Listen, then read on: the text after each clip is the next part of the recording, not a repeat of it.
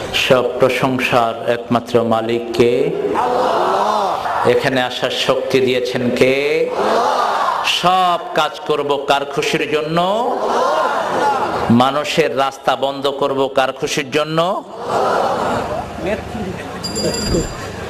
আল্লাহর খুশির জন্য রাস্তা বন্ধ করা যাবে না। রাস্তা খুলে দেয়া সুন্নত, বন্ধ করা কুফরি। রাস্তা খুলে দেয়া কি সুন্নত।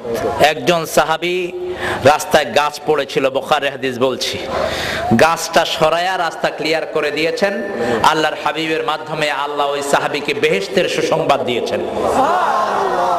আর একজন মুনাফিক কালেমা পড়া লোক ইহুদির ক্ষেতের পানি বন্ধ করে দিয়েছে। বিশ্বনবী সাল্লাল্লাহু আলাইহি সাল্লাম তাকে বলেছেন পানি ছেড়ে দাও। বিশ্বনবীর বিচার সে মানে নাই। ওমর ফারুক এক কোপে তার গর্দানটা দ্বিখণ্ডিত করে দিয়েছেন। সুবহানাল্লাহ বলবেন না? এজন্য কোন গোলামের কষ্ট আল্লাহ সহ্য করতে পারেন না, ঠিক কি না? যারা মানুষের উপর রহম করে তাদের উপর রহম করবেন কে? কোন ভাঙচুর, কোন অরাজকতা সৃষ্টি যারা করে তাদের সাথে ইসলামের কোন সম্পর্ক? আমরা আল্লাহর দ্বীনের কোরআনের পক্ষে থাকবো, নবীদের পক্ষে থাকবো। রাজি আছেন? বুখারী শরীফের একটা হাদিস, আমরা কয়েকটা হাদিস আজকে শিখে যাব যাতে এগুলো আর না ভুলি। রাজি আছেন তো? বিশ্বনবী সাল্লাল্লাহু আলাইহি সাল্লাম বলছেন আইয়ুল ইসলামে খায়র, ইসলামের সবচেয়ে ভালো কাজ কি? সুবহানাল্লাহ বলবেন না?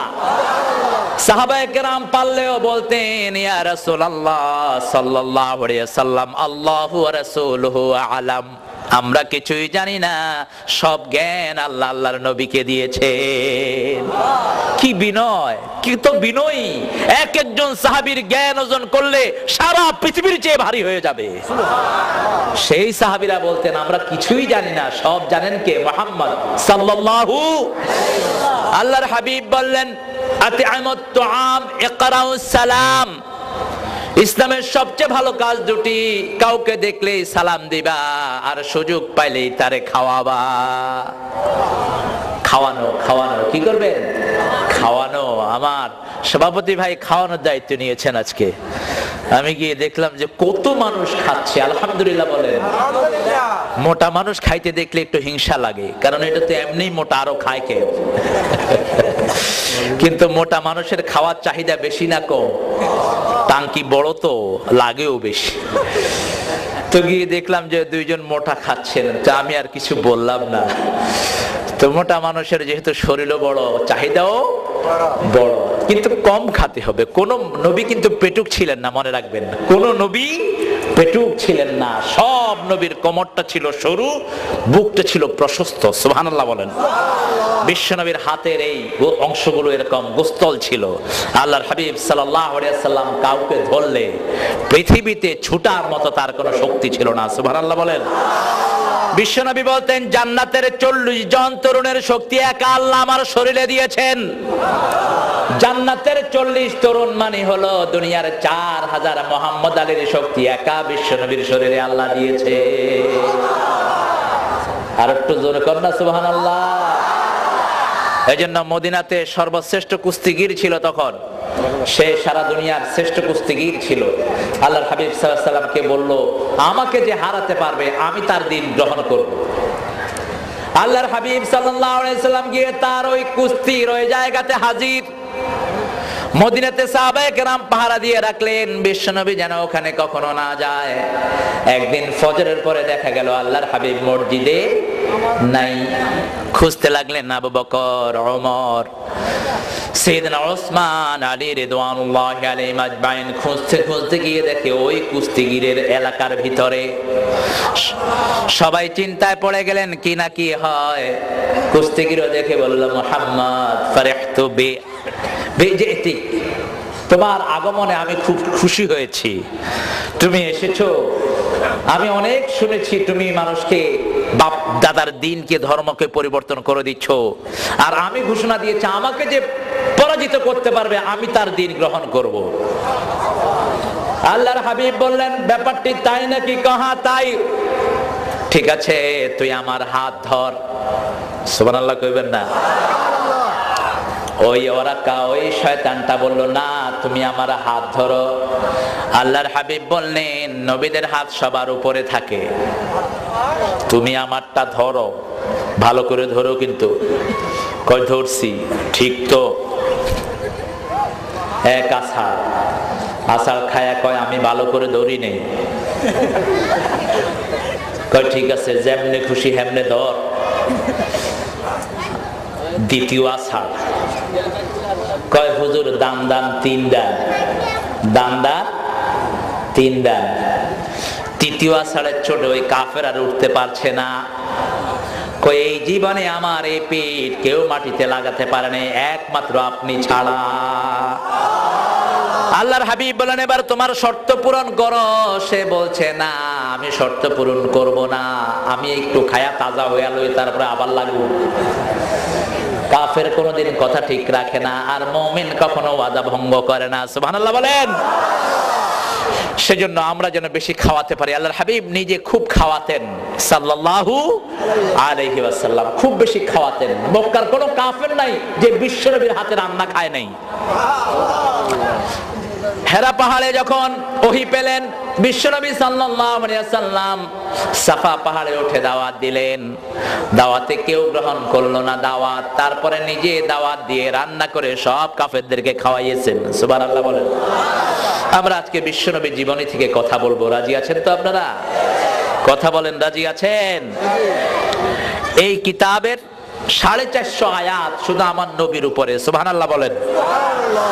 450 বার আল্লাহ বিশ্বনবীর নাম উল্লেখ করেছেন এই কোরআনে। আল্লাহু আকবার। কেউ যখন প্রশ্ন করত, নবী আপনি কেন এসেছেন, আল্লাহর হাবিব সাল্লাল্লাহু আলাইহি সাল্লাম বলতেন, বুইস্তু মুআল্লিমান, আমি এসেছি তোমাদের সবার শিক্ষক হয়ে। দুনিয়াতে যত বিষয় আছে সব বিষয় আল্লাহ নবীকে শিক্ষা দিয়েছিলেন। সকল নবী ছিলেন এক একটা বিষয়ের ওস্তাদ। আর কিয়ামত পর্যন্ত যত বিষয় আসবে সব বিষয়কে একত্রিত করে যিনাকে আল্লাহ ওস্তাদ বানিয়েছেন, তিনার নাম হলো মুহাম্মাদুর রাসূলুল্লাহ সাল্লাল্লাহু আলাইহি সাল্লাম। আমার নবীর জীবনে সব আছে না নাই? যুদ্ধ আছে না নাই? সেনাপতি আছে না নাই? প্রাইম মিনিস্টার আছে না নাই? বিচারপতি আছে না নাই? রাজনৈতিক নেতা আছে না নাই? মারামারিতে আছে না নাই? বিবিকে মারার সময় আছে না নাই? আমার নবী কখনো বিবি মেরেছেন? আপনারা মারেননি? মারে মারতাম না, বেড়ি এরকম বেজুচ্ছা চললে তো মারুমি।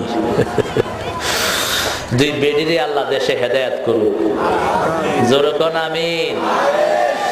আমরা আমার নবীর সুন্নত অনুযায়ী চলবো। সবাই রাজি আছেন? দেখি কে কে রাজি না, একটু হাত তুলে দেখান তো। আসলে রাজি আছি, কিন্তু মোহাব্বতের চোটে হাত উঠে যায় আর কি। তো আল্লাহ রাব্বুল আলামিনের কাজের মধ্যে কোনো পরাজয় নাই। কেউ যেটা দেখে না সেটা দেখেন কে? কেউ যেটা শুনে না সেটা শুনেন কে? কেউ যেটা দেয় না সেটা দেন কে? আমার নবী বলতেন, I have came to you as a teacher. He was the teacher of politics, sociology, biology, economics, whatever subject you name it, he was the teacher of it. পৃথিবীতে যত বিষয় আছে সব বিষয় আল্লাহ আমার নবীকে শিক্ষা দিয়েছেন। আরো জোরে বলেন সুবহানাল্লাহ। সেজন্য আমার আল্লাহ বলছেন, ও দুনিয়ার মানুষেরা, আমি জানি তোমরা আমাকে ভালোবাসতে চাও। আমরা কাকে ভালোবাসতে চাই বলেন তো? আল্লাহকে। কাকে?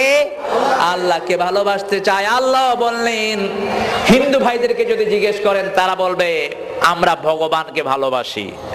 খ্রিস্টানদেরকে জিজ্ঞেস করেন তারা বলবে উই লাভ গড, আমরা গডকে ভালোবাসি।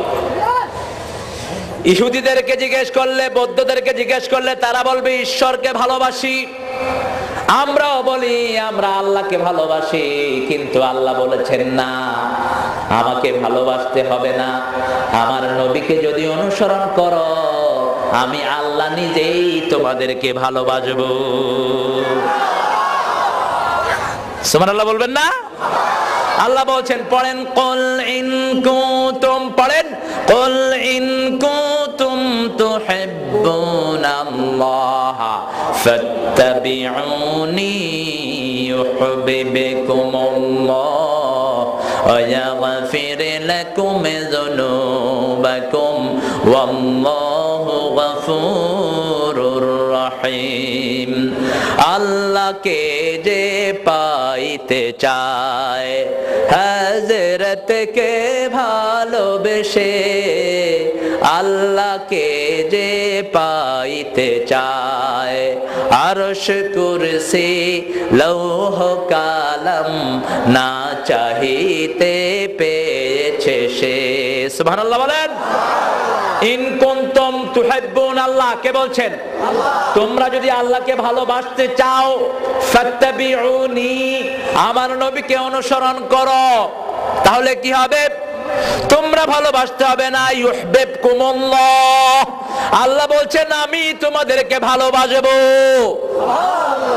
আর আমি যখন ভালোবাসবো ইয়াগফির লাকুম যুনুবাকুম ওয়াল্লাহু গফুরুর রহিম, আমি যখন ভালোবাসবো সব গুনাহগুলো আমি মাফ করে দেব। এখন কোথায় কোথায় অনুসরণ করতে হবে সেটাও কোরআন শরীফে আছে না নাই?